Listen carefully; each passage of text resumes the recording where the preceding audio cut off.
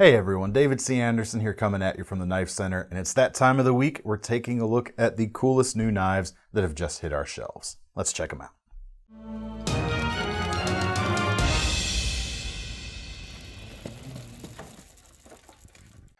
All right everyone, first thing today to start our new knives video, we got a special treat. We've actually got on the line with us Mr. Zeke Minacho, who designed the first knife we're going to take a look at right here, which is the Work Tough Gear Nomad Camp Knife. Awesome knife, very cool guy as well. Zeke, how you doing, man? Hey, good, David. How are you, man? I'm doing fantastic, man. I'm happy to have you here, and even happier to kind of be the first U.S. dealer to be able to carry this awesome knife. Oh, man, let me tell you, the first knife that I bought off the internet was through KnifeCenter. And I always thought, man, if I could ever get into getting my things out of my head, the first knife distributor that I'd love to see it in on these shores is definitely KnifeCenter, KnifeCenter of the internet, man. Dude, I love it, man. I love it. And we're honored for the chance because Work Tough is doing some really great stuff. I've seen some of their knives over the years, but we finally are able to start carrying it. The quality is top notch. And to be able to like kick open the doors with such a kind of bodacious design such as this is just awesome, man. Why don't you tell us a little bit about this knife? Like, what was the kind of purpose you had in mind for this? What was the genesis for this guy? Sure, no problem. And I'm actually going to have mine in hand while I'm talking about it because it's a little bit easier that way for me. So the original idea behind this is every year for the last, I don't know, 20 years or so, I'd be camping for 2 weeks up in the Sequoias. And it's at a primitive hunting camp. We'd have water brought in maybe for the last 10 or 12 years. But before that, it was just a completely primitive hunting camp. The basis of it was that I'd take a 9-inch knife with me, a 9-inch cutting edge knife. And this is the size that I really like to carry. So once you figure that out in your own personal repertoire, then you kind of figure out what you want from there.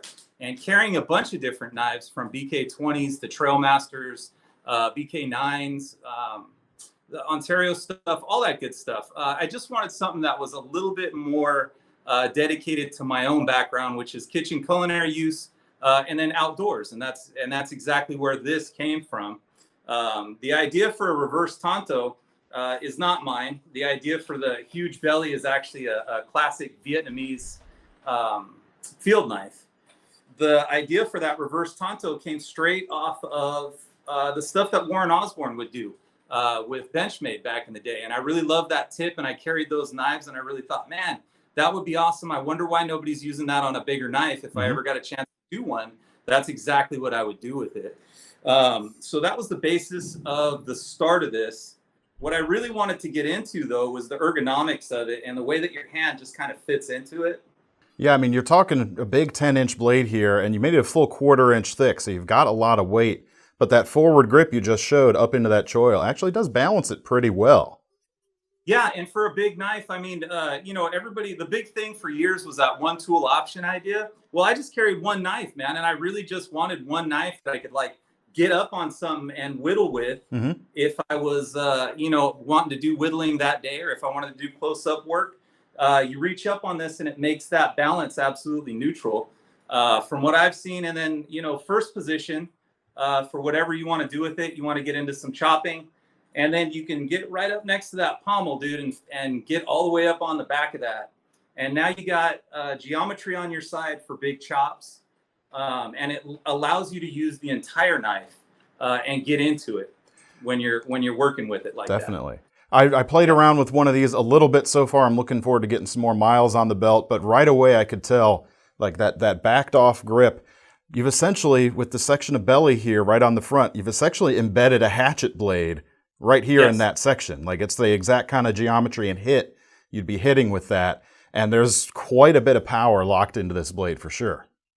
And that's exactly what I wanted to talk about with that. That was the idea with it. The idea with it was to get that hit like you would with an axe or a tomahawk. And what I really enjoy are the conversations. Not all of them, right? Because some of them are troll worthy. But the conversations that I really like online are the ones where you'll get these old timey guys, and they'll be like, "Well, the only way that you could do it is this way, and the only way that works is with an axe." And then, we can go back and forth and talk about that a little bit, and it opens up that dialogue. The truth of this is is it hits just like a camp axe that's that size and that weight, just because of the way that it's designed and the feel of it. The other thing that goes into this with the Kent is a kukri. Oh yeah. It doesn't have that full-on cant like a kukri would have, because I wanted it to still have a self-defense application. I was talking to one of the guys that's into self-defense is Waste and Johnny Sai, and he calls me up and he says, "Man, this thing has a lot of self-defense applications." And I said, "Yeah, man, that's all part of it. Everything's built into it. It's really just my modern take on a Bowie knife. You know, hits like a hatchet, stabs like a dagger, and is able to do all the stuff around camp that you want it to do." Yeah, absolutely. And with this bad boy, I think that about sums it up, really. I mean, if that doesn't sell you on this, I'm not quite sure what will, because it does hit super hard, balances out quite nicely like that. Yeah, there's just a lot of stuff going on there. And one of the things I always appreciate, that hole at the front for the forward lanyard. Always love to see that. And listen, I wasn't a huge fan of that until I actually went on that Knife or Death show. Yeah. And forced me to use it on my own knife, man.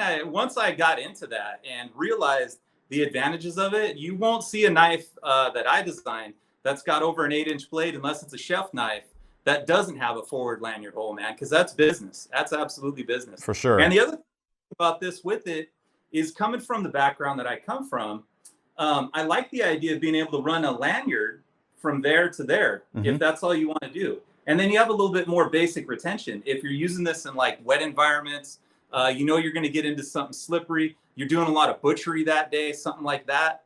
That's exactly why that is. And that's the forethought that kind of went into that one. Absolutely. Well, I think they're really well done. The design's really nice. Tuff is putting them together very well. I mean, the fit and finish is top notch. Great Kydex sheath. And yeah, I forgot to even tell the folks about a little bit of your background, like the Forged to Fire, the Knife or Death show, which you won your episode. Was that right? I won my episode, Ben, and then we went all the way through the grand finale, and the only guy that beat me was the American Jedi, Keith Hill, who's just an absolute badass anyways. And every time I see him, I don't mind losing to him. I give him a big, giant hug. Right. So, yeah. I mean, you've got the applied chops there, and back to the kitchen stuff. I heard this somewhere. Correct me if I'm wrong. You actually used to work for Thomas Keller at the French Laundry? No, I didn't work for Thomas Keller at the French Laundry, but I have dodged. I have worked with other guys. I have worked with, let's see, who's a good name? I've worked with Mario Batali at a couple of events. I've helped out with Francis Payard. He's not on the big TV shows and all that, but he probably is the world's best chocolatier right now. Who else, man? Rick Bayless taught me some stuff.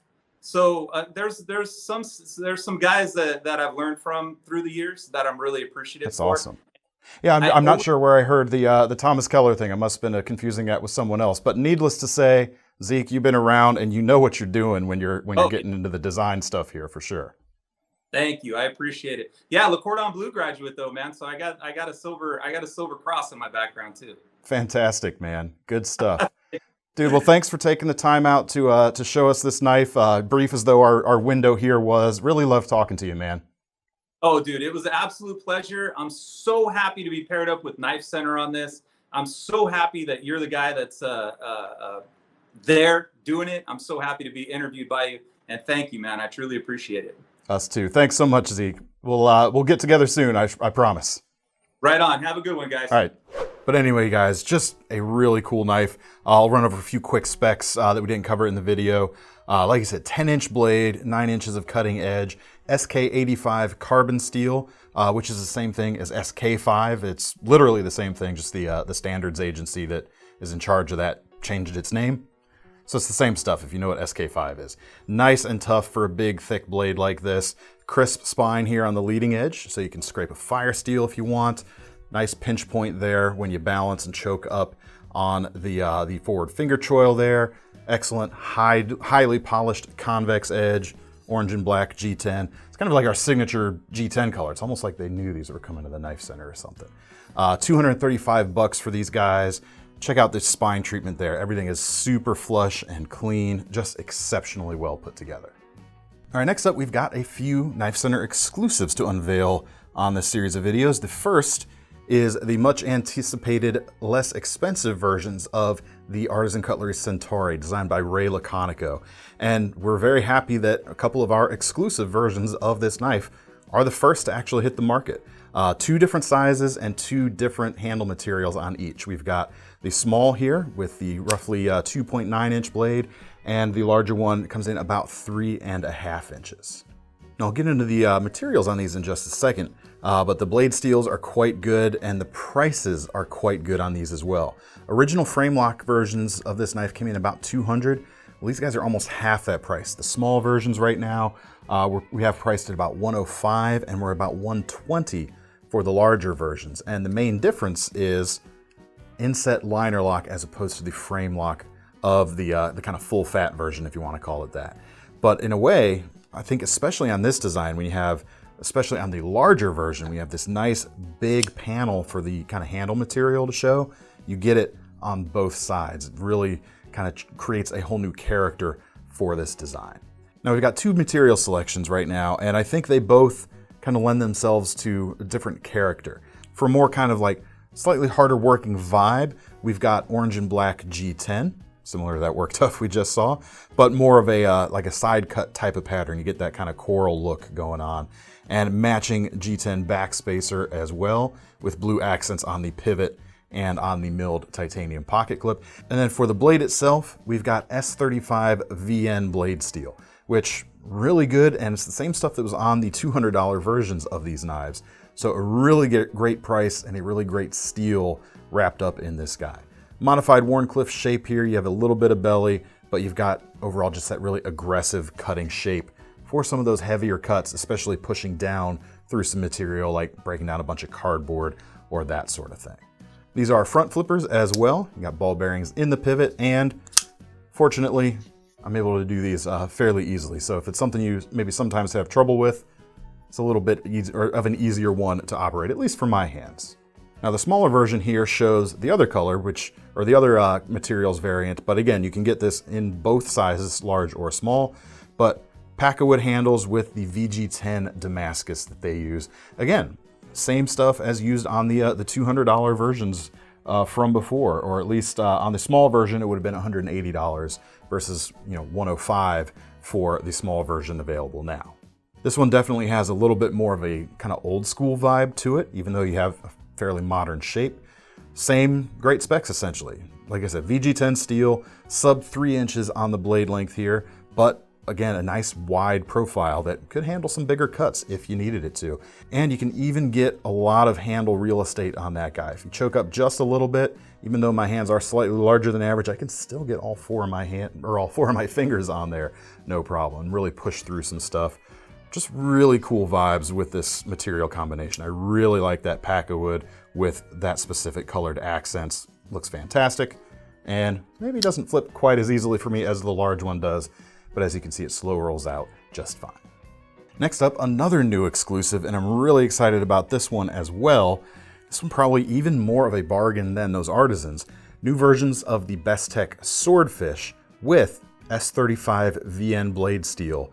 Nice upgrade from the D2 previously available. 4-inch blades on these guys, and these are coming in at $90. Just a ton of capability at that price, for sure.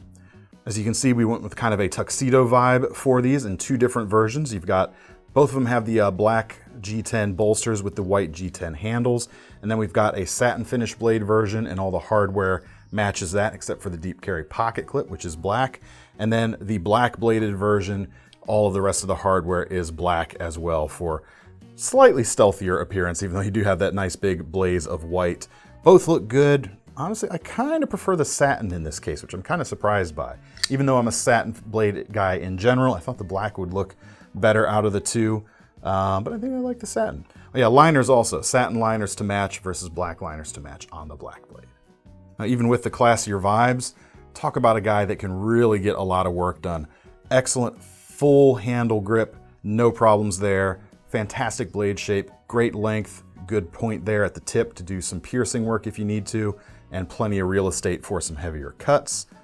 It's going to carry nice and deep, even though you have all that capability thanks to that deep carry pocket clip. Right side tip up only in this case, Again, ball bearings in this pivot and some really good flipping action. 90 bucks for a 4-inch blade of S35 VN, man, it does not get much better than that. All right, next up, we've got a new knife from Steel Will that's pretty interesting. It's a little bigger than I thought it was gonna be from the photos, but this is called the Fjord, and it's got a D2 blade, just over 3 inches, and it comes in at about 60 bucks right now. And the Fjord name here is pretty appropriate since you've got something that really channels kind of that Puukko style of Scandinavian blade. You do have G10 for the handles. You do have that nice inset liner lock here. Nice big cutout window on the front as well. It's gonna make it very easy to disengage. Check out that opening mechanism there. It is a front flipper, but you have a thumb stud on the flipper there on the back. Quite interesting. Now let's see, I did slow roll this easily earlier. Let's see if I can actually flip it open. First time on camera, stakes are high. Oh, see, my finger got in the way just a little bit of the tab there sticking out the back, but it can be done. Really interesting that they did that. Different way to open things is never a totally bad thing. You do have ball bearings in the pivot, makes it nice and easy to use there at least. The D2 has a nice full flat grind, so it's gonna cut pretty well. And check out the fuller on the blade, it actually runs into the handle. They've milled out a section to kind of continue that line backwards just a little bit. The handle itself does feature a deep carry pocket clip, which is reversible, and they didn't keep this super slim. They went with a slightly chunkier handle here, so you've actually got a very heavy working profile, or at least a heavy working feel in the hand. Gives you a lot of confidence you can really push through some things with your pocket knife. And that's a case where this tab that extends down the back a little bit is gonna help you out a little. If for some reason the liner lock were to disengage, at least the way I hold the knife, the area between my thumb and forefinger is sitting right there, which is gonna push it back into the spine and help keep it from closing up a little bit. Pretty cool feature. On top of that, I think the kind of the Puukko comparison really stands because this is just your everyday knife. It's gonna do it all pretty darn well. Next up, not something I get to say too often, but we've actually got a new knife from ZT this week. This is the 762, coming in at 320 bucks right now. Now this is one of ZT's in-house designs. That's what this little symbol here on the back means. That little thing that looks almost like the Star Wars Rebel symbol. But even with that said, you definitely see a little bit of the influence that Dmitry Sinkovich has had on the ZT lineup over the years. A lot of stuff in the lineup still is kind of holding strong from that designer, and you can definitely see some echoes of that here on this guy. Blade itself, 3.4 inches, 20 CV, with, heck, we'll call it a modified Tanto shape almost. In reality, I think it's gonna behave, at least out there near the tip, a little bit more like a Wharncliffe, but you do have a lot of belly here leading up to that tip. Stays a little bit more steady here at the back, so it might be a little easier if you're pushing through some straight push cuts. And then as you get towards the tip, you can kind of sweep it a little more to get more of a slice. And it's gonna work fairly well on the slice too, because unlike some ZTs, which go for kind of overbuilt brutality, this guy's a little bit slimmer in the blade stock. It's gonna make it a little bit slicier overall. And when you add that swedge on the top, that's gonna help things even further as you move through material. As for the handles, you've got carbon fiber providing most of the structure, and it's windowed to see 2 separate layers of liner underneath, essentially liner. But you've got a blue and then a satin layer underneath that with cutouts, so you get a very geometric profile showing through, something a little bit different than just kind of a flat-handled knife. Construction is open-backed, as you can see there. Nice standoffs going, and the benefit of this handle construction this way and the slightly thinner blade steel is it's pretty light for a ZT. Weighs in about 2.9 ounces right now. So, you know, not the lightest knife out there for sure, but very light and gonna be very easy to carry in your pocket. Pocket clip is a 2-screw folded design, which is reversible for either side, and then you got the sub frame lock on the back as well. So you still get to enjoy kind of the cool factor of the carbon fiber with the windowed look with the full-size lock bar of a normal frame lock. And then flipping action, KVT ball bearings in the pivot here. So as you'd expect, it flips quite well. All right, next up, we've got 2 new folding knives from Toor, who of course are mostly known, at least so far, for their fixed blades. And these guys are kind of in between like that ZT and most of the other like heavier, thicker ZTs, in that you've got a slightly more svelte side profile going on. But in this case, very thick handles on these guys, titanium on them. And we've got the 2 designs are, larger one is the Merchant. Blade length is a little bit under 3.5 inches, And these guys come in at about 250 bucks. And then the smaller knife is the Suitor, and the blade on this, a little more needle-like, and it comes in just over 3 inches, and the price on those is $175. Interestingly, we don't have the same blade steel on both of these. The smaller guy has CPM 154, and the larger one comes with S35 VN, so slight differentiation there, in addition to, of course, having very different blade shapes. Now that Merchant with its Tanto profile, you're going to get a bit of that tip strength going on, but you still have a fairly precise tip for piercing, and just maybe a hint of belly on the leading Tanto. It might actually be fairly flat, so you're going to be able to chisel with that no problem, and get some powerful cuts with this blade generally overall. And I think you'll still be able to make some fairly efficient cuts with this though, because they kind of, considering how kind of thick those titanium handles are, blade itself is a little bit on the thinner side. Actually, I'll kind of take that trade-off. You can still do those slices, but you have a more substantial feel in the hand than if they were more kind of closely matched, so to speak. As for the opening feel of these, no ball bearings here. We're dealing with washers, so you've got a little bit more pivot stability and a feel kind of very different. It's more of a deliberate open. I wasn't able to kind of flick this open very well, but it feels rock solid. It's got, I always hate to make Sebenza comparisons, but it's got a bit of that going on. The lockup is fantastic, and it has a bit of that kind of deliberate feel along with it. Now, as for the Suitor, I don't typically think of black-coated blades as being kind of gentlemanly, but I do see that here. It's kind of a classy vibe, even though you have mostly a blacked out look on this particular one. A few different titanium handle colors available on both of these, by the way. CPM 154, like I said, just over 3 inches, so it's not under that 3-inch or even right at that 3-inch mark. Nice acute profile, gonna make a great package opener, great letter opener, just great lighter duty EDC that you're gonna feel like you can put to some things that are, heavier than just some of the light duty. Again, for similar reasons. Not quite as thick on the titanium here, but again, rock solid feeling thanks to the washers in the pivot there. And this one, I actually was able to get a flip. Maybe it's to do with where the thumb stud is placed, but I was able to get that to do that a little bit more easily than that last knife, if that's a concern of yours. Similar pocket clip on both of these, 2-screw, folded over, non-deep carry. Just a very classy piece, very nice. All right, this next knife is slightly smaller than average, which is a bit of a problem when you have slightly larger than average hands. This is the D-Rocket Midtech OB, comes in at $375. And I gotta be honest with you, given my hand size, this guy's a little tricky for me to operate. Whether trying to front flip it open, can do it slowly, or use the thumb disc there, or the, not just technically a disc, it's a small oval. But either way, it's a little tricky for my bigger hands, I gotta say. But it's put together really nicely, don't get me wrong there. If you have smaller hands, you'll have no problem with this. Or even just average sized hands, not just small-handed folks probably. 2 3/4 inch blade, XHP steel, compound ground Tanto here. Kind of a slightly more classically inspired Tanto as opposed to a Western Tanto, which is pretty nice. Nice deep swedge along the top as well. The handles are machined titanium. You've got just a hint of the milling lines that you can see, and you can't really feel distinct lines, but it does give it the texture of not being super slick at the same time. Deep carry pocket clip, frame lock. This guy has a very formal carry to it as well. Be a great gent's knife, great knife for someone's purse out there, for the ladies in your life if they like some of the fancier knife things out there. I think this is going to be really, really nice for that sort of thing. Let me open it two-handed so I don't drop this knife trying to open it one-handed. All right, next up from Boker, we've got 2 knives. The first is a new slip joint. This is the Barlow Integral, coming in at $150, and I really like this guy. Basically, you've got a classic profile here, but materials are all modern.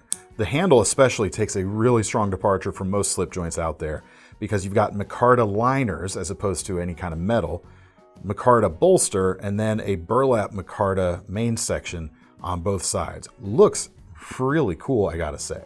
Blade itself, N690 stainless, clip point, about 2.6 inches long. Nice clip point for everyday use with that full flat grind. It's just gonna work very well. It's gonna be very slicey thanks to that thin profile. Nice, excellent sharp edge going on, made in Germany. You've also got really snappy feeling action, both on the close and when you go to open it. Overall, it's just an incredibly satisfying slip joint to use that is at equal points exactly like and yet nothing like what the old timers would have carried, and I really love it. Next up, looking even more fantastic, is another Boker. This is the P08 boot dagger with the Damascus blade, and this guy comes in at 520 bucks, just over, for another German-made Boker knife. Both of these are from Solingen, Germany, not one of their, well, I guess for all of us, for any of us here in the States, it would be overseas, but you know what I'm getting at. Very, very evocative knife right here. The blade itself is a Chad Nichols Damascus, 3¼ inches long, double beveled with dual edges, as you can see there. The handle's very cool with the checkered rosewood on both sides. You can see all the Damascus coming down on the tang of the knife right there. The steel bolsters and end cap here on each side, so it's 4 separate pieces, are stained dark to kind of match up with that Damascus. They look fantastic. Everything down to even the screw fasteners here, which I'm assuming they're screws. On each side, the flathead line lines up just about perfectly with the separation between the steel and the wood on the handles. And man, when you talk about German precision, and that's got to be it. The threading has got to be so precise, and the threading not just on the receptacle, but on the screw itself has to match up perfectly with what they've got on the outer end there. Really impressive to see that. And these guys are even numbered as well. And this guy right here is number 2. Now, if you weren't aware already, those of you are probably have already guessed, with a name like P08, these guys Boker is really tying this to the Luger pistol, the Parabellum pistol, the P08 designation back in the day. That's why you get this cool kind of pistol checkered grip going on and this kind of vibe. I really like it. And I really like the sheath also. It is made from leather and it's got an ulti-clip. So the handle itself would stick out fairly a fair amount if you were to pocket carry this, but you could pocket carry this, pardon me there, with that right there, or you could clip it to your belt to keep it in place. But you've got 2 flaps of leather over each side, and then the retention strap that's going to actuate, or that's going to act as retention on the 2 little pieces of guard coming off either side. Just altogether a fantastic piece of working art. All right, we're gonna round out the video with some fixed blades. First is a new Halfbreed. This is a new version of their medium infantry knife with the Tanto blade, coming in for about 260 bucks. Blade itself is D2, about 6.7 inches long, coming in about 3/16 of an inch thick. And you can get this with or without the partial serrations there at the back. And there's even a few different colors, although I'm not sure all of them are available without the serrations, but there's a green, which you can see right here, as well as the black and the tan.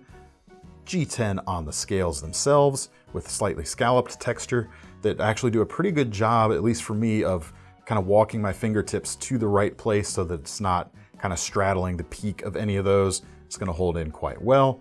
And then of course you've got the protruding tang there at the back with that nice impact point. Like everything Halfbreed, they definitely do the sheaths justice. Nice thick pieces of Kydex going on here, solid retention, 2 dots straps on the back. You also got a Techlock style dots attachment that is included if you don't want to use these and want to carry it slightly different way. They've always done a great job of catering to all the various ways you're going to want to carry it. They don't kind of cheap out and just give you a sheath and let you sort things out on your end. You're really taken care of right out of the box. Next up, we've got another Work Tuff gear. It wasn't just the Nomad camp knife we're unveiling today. We've also got their Red Wolf fixed blade, not designed by Mr. Menacho from earlier, one of their in-house designs, but it is a fantastic outdoors knife. This is one, when I unboxed it, was kind of holding it. It's kind of just about a perfect knife for this size that you would want to take into the outdoors, priced at about $145 right now.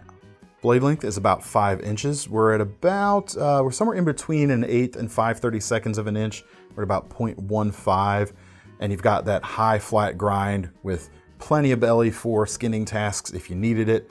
Just really good shape, really good cross section between heavier duty splitting knife this size and just a dedicated slicer. It's gonna do both, I think, fairly well. And we're using that they're using that SK85 steel here again. And these guys all have the splatter finish, which is really cool. Like I was talking earlier, we've got the forced patina on this Nomad camp knife from before. There's also a satin finish and a black finish. But I think my favorite has got to be the splatter. It's kind of a deep etch going on that kind of looks like satin if you're not looking too closely, but there's a little more going on when you do look a little more closely. Handles are G10, excellent sculpting, really feels fantastic in my hands. It's going to work well in your standard gorilla grip. Reverse grips are equally comfortable. Pinch grips are nice thanks to the thumb scallops there. It's going to work extremely well for that. Even got a set of bow drill divots that don't interfere with the ergonomics and give you a little added bit of utility right there. The lanyard hoop here protrudes at the back a little bit. You can use that section for pounding if you need to, because you'll be able to hit the metal without damaging the scales. It isn't crisp though, but the spine of the knife is crisp if you needed to throw sparks there. And again, fit and finish on these guys are really the differentiating point at this price line. I mean, just look at how smooth and clean that joint up between the scales and that tang is.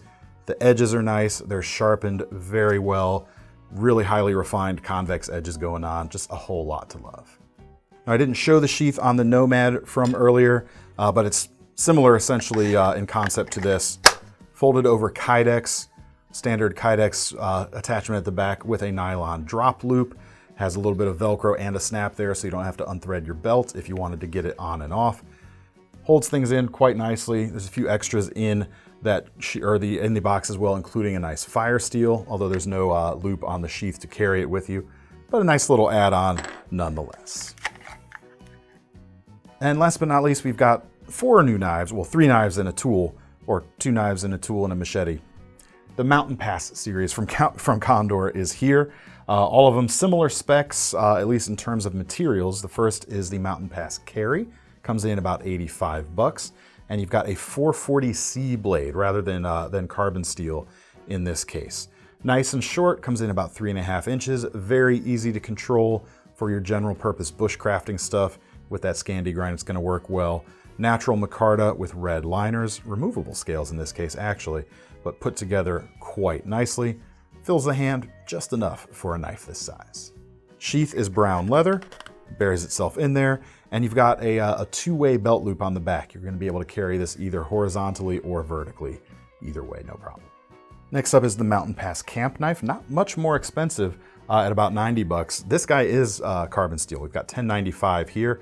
Fairly thin, only about 3/32 of an inch it looks like. So it's going to move pretty agilely despite it being a 7-inch blade. Plenty of handle length, as you can see. I got plenty sticking out the back. So if you had really big hands and you were wearing thick gloves on top of that, you'd still probably have room here. In a way, this feels almost like a butcher knife to me, or maybe even a small bowie in a way, because it's gonna move very quickly. It's not a chopper, not so much a splitter, but for bigger slicing tasks, gonna work very well for that sort of thing. But of course, it is gonna work for splitting in a pinch if you need it to. Sheath on this guy, brown leather as well, but very different design. You've got a dangler there at the back, which you could loop under and use just this small section of belt loop here at the top if your belt's not too thick. Retention strap for the handle itself on the top. But a great camp knife overall. I mean, the more I hold it, the more I like it. You know, I like that they went with thinner steel in a way. It makes it feel a bit more versatile. Lots of stuff at camp, butchering, animal processing, if you're working at a hunting camp, that sort of thing. It's gonna be quite nice. Next up, the Mountain Pass axe, which comes in about $135. 1075 steel here, so it's a bit tougher than the 1095 we saw on that last knife. Full micarta scales on the handle here. They didn't just kind of handle scale the bottom section and leave you with bare metal here near the top. I really appreciate that because you can actually get up and get behind the head a little bit if you need to do some of the carving work in a pinch with this guy. Really, really nicely executed too. Feels very flush. Not as flush as that Work Tuff, of course, but this is considerably less expensive, let's be honest. But I really like the vibes of this guy very much as just a general purpose camp axe. It's gonna split pretty well, I think, for your fire when you need it to, although maybe the top of this micarta might get in the way a little bit. Chopping and limbing, no problem. And in a pinch, you could certainly do some of the hammering stuff with the back. You are just dealing with a thin sheet of steel in this case, so not quite as effective as a full-on hammer pull, but it'll do you in a pinch. The mask for this guy does have a belt loop for carry, which you can swivel out of the way, and then it just threads through the top and snaps over very easily. And last but not least of the last but not least knives, we have the Mountain Pass machete, also in 1075. coming in fairly reasonable compared to that last one. This is actually a little bit less than the axe, comes in about 110. Nearly 16 inches of blade here with, I said this in our blade show video earlier this year, a pretty attractive blade profile. Most machetes are not, or don't have this kind of svelte and very considered lines going on. It has a very appealing shape to my eye. Again, similar handle construction there, micarta, with some red liners on this guy. I think the axe is the only one that does not have the liners. And yeah, this guy's ready to slash and hack through whatever you need to do in the bush. And then the sheath on that guy is kind of classic Condor updated. Rather than black, we've got a nice brown look going on here with your swiveling belt loop at the back. All right, folks, thanks for sticking around. I'm sure this was a nice long video for you to kind of sink your teeth into. But it was a lot of fun, wasn't it? I had fun. Did you have fun? Was I supposed to? Thomas didn't have fun, but that's okay. But anyway, the knives were cool, and I had fun. And I'm sure you guys are having fun too. If you want a chance to get your hands on any of these guys, we'll leave links in the description as always. Let me know what you thought of these guys in the comments as well. And if you're gonna pick one of these up, make sure you signed up for our Knife Rewards program. So if you spend your money on one of these knives today, you can earn some free money to spend on your next one. I'm David C. Anderson from the KnifeCenter signing off. See you next time.